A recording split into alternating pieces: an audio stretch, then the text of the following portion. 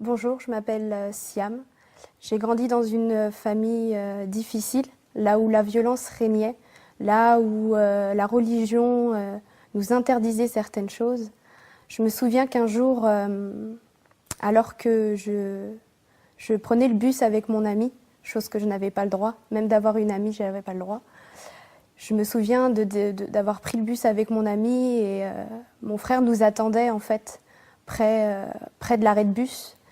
Et il m'a vu avec cet ami et il m'a demandé rapidement de monter dans la voiture, très énervé, très colérique. Il m'a vraiment demandé de monter dans la voiture. Alors je me suis précipitée, je suis montée dans la voiture. Et là, mon frère s'est vraiment énervé, a voulu tuer ma meilleure amie, a voulu la tuer, l'écraser. Elle courait comme elle pouvait, elle était vraiment, elle avait très peur, elle était effrayée. Moi-même, j'étais très effrayée et j'avais l'impression qu'il allait la tuer. Et elle a pu s'échapper. Et en fait, mon frère était très énervé, il m'a emmenée à la maison. Et après, j'ai été ruée de coups, complètement ruée de coups, parce que j'avais une amie, parce que j'avais pris le bus. Voilà un peu dans quel contexte finalement je vivais au quotidien avec toutes sortes de violences physiques et psychologiques. Et un jour, j'en avais tellement marre de cette vie qu'un jour j'ai décidé en fait de partir de chez moi. J'ai décidé de vouloir vivre ma vie, être libre. Et je suis allée voir l'assistante sociale du collège et je lui ai tout raconté. Je lui ai raconté l'abus que j'avais vécu à l'âge de 8 ans avec un membre de ma famille. Je lui ai raconté toutes les violences que j'ai pu subir, les coups, toutes les histoires qui étaient enfouies au fond de moi, de cette violence vraiment qui était mise vraiment qui était cachée au fond de moi. Je lui ai tout raconté et elle a décidé à ce moment-là d'en parler au procureur pour que je puisse être placée, en fait. Et donc cette assistante sociale m'a dit, Siam, si tu es considérée comme un cas d'extrême urgence, alors à ce moment-là, on te prendra directement de ta famille et tu partiras directement et tu ne reverras plus jamais tes parents. Et si tu n'es pas considérée comme un cas d'extrême urgence, il est possible que le procureur demande une enquête. Et j'étais très paniquée à l'idée de savoir ce qui allait se passer. Et ce fut la journée la plus longue de ma vie, la plus horrible de ma vie, parce que déjà d'une, je vivais dans la peur au quotidien, de savoir que je ne devais pas faire des choses, des choses étaient interdites. Et je vivais aussi dans cette sorte d'amour finalement impossible entre ma famille et moi. Je les aime toujours autant d'ailleurs, et je les ai toujours aimés. Mais c'est vrai que le fait de ne pas avoir cet amour avec eux, je me sentais vraiment seule au fond de moi, je me sentais vraiment en manque d'amour. Alors je me suis dit, j'ai pris le choix de partir de chez moi. En attendant cette réponse du procureur, j'ai dû rentrer chez moi comme si de rien n'était. Je devais aller manger avec mes parents le midi. Et donc je mangeais, on a préparé à manger tous ensemble. Et ce qui m'a fait plus mal, c'est qu'en regardant ma petite sœur et mon père, c'est que je me suis dit que j'allais plus jamais les revoir, que c'était la dernière fois que je les voyais, et que même si je les aimais tout autant, qu'il fallait que vraiment je fasse ma vie et que j'aille vers cette liberté, que j'aille vers construire ma vie, que j'aille évoluer. Mais j'aimais tellement mes parents que j'ai quand même... Je me suis dit, je peux plus faire machine arrière, c'est fini, je peux plus. Maintenant que j'ai commencé, je dois aller jusqu'au bout. Alors j'ai regardé mes parents, j'ai regardé ma sœur, puis je me suis dit, je vous aime, mais je dois y aller, je dois partir. C'était au fin fond de mon cœur, c'était mon secret.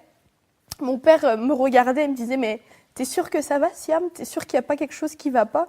Je lui disais, ben non, tout va bien, papa, c'est juste que j'ai un examen à faire. Et puis j'essayais d'inventer toutes sortes de choses pour pas qu'il puisse sentir qu'il y ait quelque chose. Et après, il m'a ramenée à l'école, il s'est encore rassuré pour savoir si tout allait bien. Et je n'ai pas voulu le regarder, je lui ai dit, oui, oui, papa, tout va bien. Et là, j'ai regardé droit devant moi et je me suis dit, là, il faut que j'y aille jusqu'au bout. Et donc, je suis allée voir l'assistante sociale, elle me dit qu'elle n'a toujours pas de réponse. Et donc, j'attends toute la journée et l'assistante sociale me dit, si un surveillant qui vient te voir prend tes affaires et tu pars, ça veut dire que c'est le moment. Et toute la journée, il y avait des surveillants qui passaient, mais ce n'était pas le moment à chaque fois. Alors je vivais toute cette journée dans cette angoisse, dans cette attente finalement de se dire quand est-ce que je vais partir. Les heures défilaient, la fin des cours était... La sonnerie des cours, la sonnerie qui déterminait la fin des cours a sonné. Et je me suis précipitée voir l'assistante sociale en lui disant « Mais il est 16 heures, mon père va venir me chercher, comment on fait? Qu'est-ce que je lui dis? Qu'est-ce que je lui explique ?» Et elle me dit « J'ai toujours pas de réponse du procureur parce qu'il a considéré ton cas comme un cas d'extrême, pas un cas d'extrême urgence et il voudrait vraiment en fait qu'il y ait une enquête de police qui soit faite et que tu repartes chez tes parents. » Et moi, je lui dis « Mais non, c'est pas possible, je vais m'enfuir, je vais partir. Je peux pas rester, c'est pas possible, je vais me faire tuer, c'est pas possible de rester chez moi dans ces conditions. » Et elle m'a dit « Laisse-moi une deuxième chance, laisse-moi une deuxième chance. » Alors que c'était la fin des cours bientôt, elle m'a dit « Laisse-moi une deuxième chance. » Donc elle réessaye. Et donc finalement, elle obtient finalement ce cas d'extrême urgence et la brigade des mineurs était censée venir pour venir me chercher, mais bon, il y a un laps de temps pour. Et dans cette attente-là, il fallait retenir mon père qui arrivait pour venir me chercher. Il fallait rassurer mon père. Et donc la CPE, ce jour-là, a rencontré mon père en lui disant « Voilà, votre fille est en examen, vous inquiétez pas si elle reste beaucoup plus longtemps que prévu, je pense qu'elle sortira vers 17h. » Alors mon père était dans cette attente-là, mais il sentait qu'il y avait quelque chose qui n'allait pas, alors il est retourné à la maison.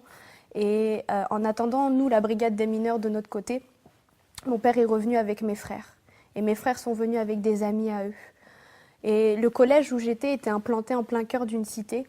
Et du coup, mon frère s'est senti comme un appel finalement de mon père qui lui disait « Je pense qu'il y a quelque chose qui ne va pas, peut-être qu'il faudrait que tu ramènes tes amis. » Et donc ils sont venus. Et donc on s'est caché avec l'assistante sociale sous un bureau en attendant la brigade des mineurs qui avait mis beaucoup de temps avant d'arriver. Et donc mes frères se sont énervés, ont tout cassé. Le proviseur a dû annoncer à mes parents que finalement j'avais été placée, que j'allais être retirée du foyer et qu'on allait me placer à la DAS.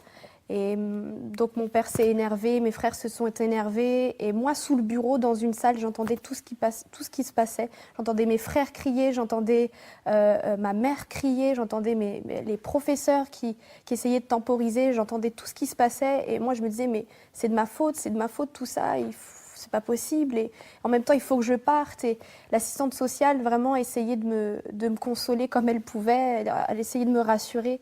Et j'ai dû ensuite, par la suite, pour me protéger, donc il y a la prof de français qui arrive dans cette salle et elle a dû échanger des vêtements, des habits avec moi en me disant voilà, il faut que tu échanges des habits avec moi pour pas qu'on te reconnaisse dans la rue parce qu'il y a beaucoup de monde, parce que la police arrive et je ne sais pas combien de voitures ils étaient d'ailleurs ce jour-là, mais il y avait pas mal de voitures et il faut vraiment qu'on échange des habits pour qu'on puisse te faire sortir parce qu'il y a beaucoup trop de monde dehors.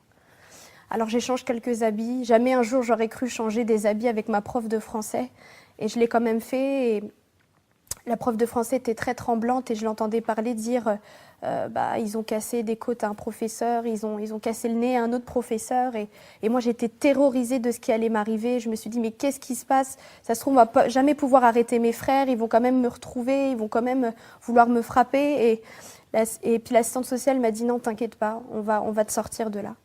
Et à partir de ce moment-là, on m'a sortie du collège, on m'a ramenée au commissariat, on a fait des dépositions. Et le soir, très très tard, je me suis retrouvée dans un foyer. Et là, je me sentais la plus seule au monde, la plus désespérée au monde. J'étais mal au fond de moi, j'avais cet amour qui me manquait de mon père et de ma mère. Mais pour moi, je n'avais pas le choix. J'étais face, comme je le disais, à cet amour qui était impossible pour moi.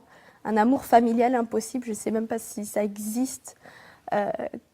Si la preuve que ça existe, mais j'étais vraiment face à cette solitude qui était en face de moi et j'avais très peur de ce qui allait se passer de l'extérieur, du monde et je me suis dit, je vais quand même aller jusqu'au bout, je vais faire ma vie. Déjà toute petite, je rêvais d'un équilibre de vie, je rêvais de pouvoir vivre ma vie et c'était vraiment ce que je désirais. Au fur et à mesure des années, J'ai fait beaucoup de foyers, de familles d'accueil et un jour j'ai décidé de vouloir me suicider après avoir testé l'alcool, après avoir essayé de fumer du cannabis, après avoir vouloir séduire certains hommes parce que j'étais en manque d'amour au fond de moi. J'ai décidé de vouloir me tuer, j'ai décidé de me suicider et il y avait une route, une sorte d'autoroute qui était là en face de ce foyer et j'ai voulu m'adresser à Dieu et j'ai crié à Dieu vraiment de tout mon cœur et je lui ai dit, parce que j'avais quand même cet enseignement, cette base que Dieu m'avait donnée, que mes parents m'avaient donnée et j'ai vraiment crié à Dieu et j'ai dit, toi là-haut, si tu existes vraiment, fais quelque chose pour moi. Je ne sais pas s'il faut être musulmane, je ne sais pas s'il faut être chrétienne, mais si tu existes vraiment, fais quelque chose pour ma vie. Et je voulais vraiment une famille d'accueil qui puisse m'aimer, je voulais vraiment une famille d'accueil qui puisse me donner cet équilibre de vie, cet épanouissement dont j'avais besoin. Et je ne m'attendais pas, en fait, avoir une réponse si rapidement. Parce qu'en temps normal, pour pouvoir trouver une famille d'accueil en étant ado, à cet âge-là, j'avais 16 ans, et trouver une famille d'accueil, c'est très compliqué. Il nous faut à peu près 3 mois, tout en sachant qu'il y a plein d'autres dossiers qui sont derrière. Et moi, en 2 jours, c'était fait. En 2 jours, j'ai eu un coup de téléphone, en fait, d'une association qui disait qu'il y avait une place pour moi, alors qu'il y en avait plein d'autres derrière. Et moi, je me souvenais, au fond de moi, je me souvenais de ce que j'avais prié, de ce que j'avais dit à Dieu, de ce que j'avais crié à Dieu. Et le week-end qui a suivi, je me suis retrouvée, en fait, avec une famille d'accueil. Alors, ils sont venus me chercher. Le week-end qui a suivi, je suis montée dans la voiture. Et il y avait cette chanson qui parlait de la création de Dieu, qui parlait de l'univers, qui parlait de Dieu. Et je me suis mise à pleurer, j'étais effondrée complètement dans la voiture, à pleurer, à pleurer. Je sentais vraiment une présence qui était là, je sentais vraiment l'amour de Dieu qui était là. Et au fond de moi, je savais que Dieu m'avait répondu. Je savais que c'était lui qui m'avait trouvé une famille d'accueil et qu'en plus de cela, cette famille d'accueil était chrétienne. Et je savais que c'était Dieu qui me répondait, mais d'un autre côté, j'avais besoin de cet amour et cette présence-là m'a vraiment complètement comblée de cet amour. Et je regardais les cieux, je regardais la terre et je me disais comment moi, aussi petite que je suis, aussi grand est l'univers et Dieu s'est occupé de moi. Dieu a pris le temps de m'écouter, d'entendre mon cri et de dire je vais m'occuper de toi. Après, les années ont suivi et Dieu m'a vraiment parlé. Dieu a vraiment touché mon cœur, a vraiment comblé mon cœur. L'amour d'un père et d'une mère. Je peux dire aujourd'hui que Dieu est mon père. Je peux dire aujourd'hui que Dieu m'a changé, que Dieu m'a délivré. Je n'ai plus peur, je n'ai plus ces frayeurs que j'avais autrefois. Je vis librement. Au fur et à mesure des années, vraiment, Dieu m'a vraiment touchée. Mais ce qui m'a le plus touchée, vraiment, ce qui m'a vraiment beaucoup plus, cette expérience que j'ai faite dans ma chambre, où Dieu m'a vraiment parlé. Je me suis dit que j'allais réessayer de parler comme je l'avais fait pour ma famille d'accueil, pour avoir une famille d'accueil, et je l'ai fait. Et à un moment donné, je me suis trouvée folle. Je me suis dit, je parle à un mur, je parle à un Dieu qui parle, parce que pour moi, c'était impossible que Dieu puisse parler. Et j'ai réessayé, j'ai prié, j'ai commencé à vouloir dire, à vouloir parler. Et puis après, j'ai arrêté. J'avais demandé une Bible, en fait, à ma famille d'accueil pour essayer de connaître, essayer de comprendre ce qu'ils vivaient. Et c'est comme si qu'une petite voix au fond de moi me disait « Va dans le psaume 143 ». Et alors, je suis allée voir dans le psaume 143 et à ce moment-là, ce que j'avais dit, ce que je venais de dire, c'était le psaume 143. Et là, je me suis vraiment effondrée dans ma chambre. J'ai vraiment été touchée par l'amour de Dieu. Et ensuite, par la suite, j'ai décidé de donner mon cœur à Jésus. Je savais que Dieu me parlait, je savais que Dieu avait quelque chose pour ma vie. Et j'ai décidé de rentrer pleinement dans les projets qu'il a formés sur ma vie. Et depuis, je suis libérée de tout fardeau, de toute frayeur. Je suis libre en Jésus. Et je peux dire aujourd'hui, merci Seigneur, merci de ce qu'il est venu vraiment transformer ma vie, me combler de cet amour d'un père et d'une mère. Je n'ai jamais manqué de l'amour d'un père et d'une mère. Dieu l'a toujours comblé. Dans les moments les plus difficiles, Dieu était là. Et vraiment, je décide aujourd'hui de rentrer pleinement dans les projets qu'il a formés sur ma vie, car lui seul connaît les projets qu'il a formés sur nous, projets de paix et non de malheur, afin de nous donner un avenir et de l'espérance.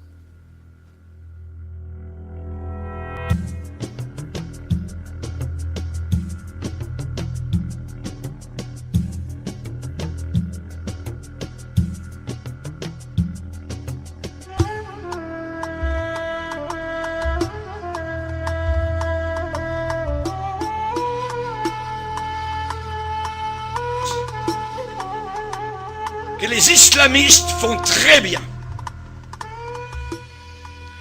Actuellement, les chrétiens d'Égypte bénissent le Seigneur pour l'État islamiste. C'est parce que l'État islamiste actuellement est en train de montrer vraiment ce qu'est véritablement l'islam. Comme cela, les chrétiens se différencient totalement de l'islam. Ils montrent leur vrai jour, véritable jour. Religion de haine, un islamiste, il vit dans la peur, continuellement.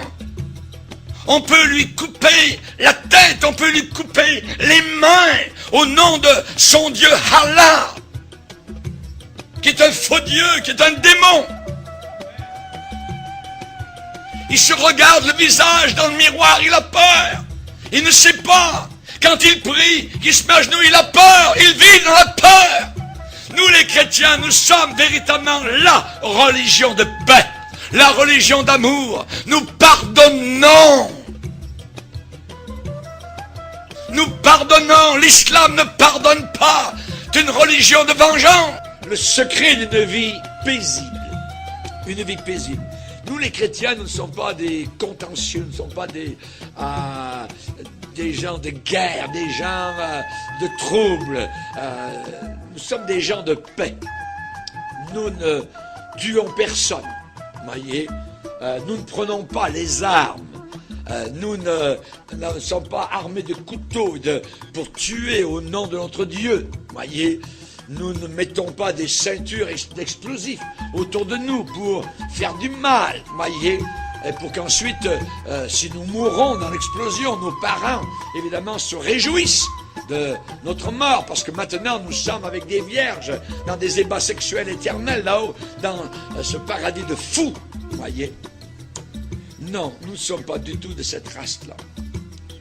Nous avons, nous, le secret d'une vie paisible, l'éternel. Pas Allah, l'éternel. Le nom de Dieu, c'est l'éternel. Ce n'est pas Allah. L'éternel est mon berger. Je ne manquerai de rien.